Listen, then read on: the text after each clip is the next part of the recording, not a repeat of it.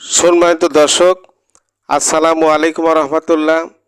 সুপ্রিয় বন্ধুগণ, আজকে অত্যন্ত কার্যকারী এবং পরীক্ষিত একটি ভেষজ আপনাদের সম্মুখে নিয়ে এসেছি। যদি কবিরাজি নিয়মে সেবন করতে পারেন তাহলে আপনার স্ত্রীকে আপনি 30 থেকে 40 মিনিট অনায়াসে আনন্দ দিতে পারবেন, অর্থাৎ যৌন মিলন করতে পারবেন। সুপ্রিয় বন্ধুগণ, আজকে ভেষজটি এতটাই কার্যকারী একটি ভেষজ, আয়ুর্বেদিক শাস্ত্রে যদি 10টি ভেষজ থাকে এই ভেষজটি তার মধ্যে অন্যতম। সুপ্রিয় বন্ধুগণ, আজকের এই ভেষজটি অত্যন্ত কার্যকারী ভেষজ। এই ভেষজটি কীভাবে তৈরি করতে হবে এবং এর সঙ্গে আর যে উপাদান লাগবে বিস্তারিত আমি প্র্যাকটিক্যালি জানিয়ে দেব। তার পূর্বে ছোট্ট অনুরোধ থাকবে, আপনি যদি আমাদের চ্যানেল নতুন মেহমান হয়ে থাকেন সাবস্ক্রাইব করে বেল বাটনটি চেপে রাখবেন, যাতে চিকিৎসা বিষয়ক নতুন নতুন আপডেট ভিডিওগুলো সবার আগে পৌঁছে যায় আপনার কাছে।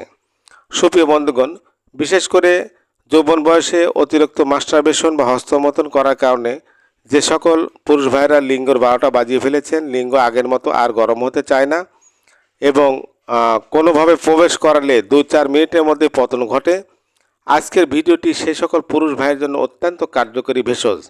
এটা প্রচণ্ড বীর্য ঘন এবং গাঢ় করতে সহায়তা করে এবং আপনি দীর্ঘ সময় আপনার স্ত্রীকে আপনি আনন্দ দিতে পারবেন আত্মবিশ্বাস নিয়ে। সুপ্রিয় বন্ধুগণ, আপনি স্ক্রিনে যে ভেষজটি দেখতে পাচ্ছেন এটা তুলসী গাছ। এই তুলসী সাধারণত আয়ুর্বেদিক ভাষায় 99টি রোগের কাজ করে থাকে। তো সুপ্রিয় বন্ধুগণ, এরা ঠান্ডাজনিত কারণ ছাড়া অ্যাজমা, হাঁপানি অনেক ঠান্ডাজনিত রোগেরও কাজ করে থাকে। তো এই ভেষজটি আপনার যৌন রোগের রুটমূলটা কীভাবে ব্যবহার করবেন এবং এর সঙ্গে যে উপাদান লাগবে এখনই আমি জানিয়ে দেব।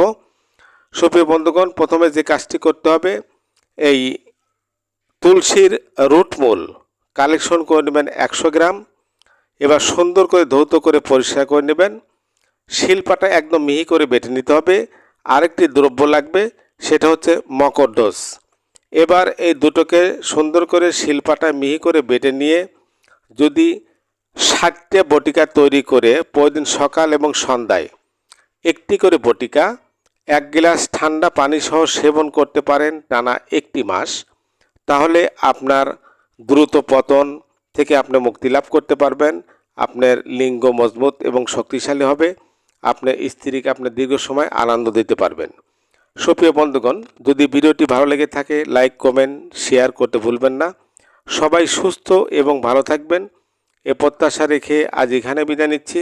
আল্লাহ হাফেজ।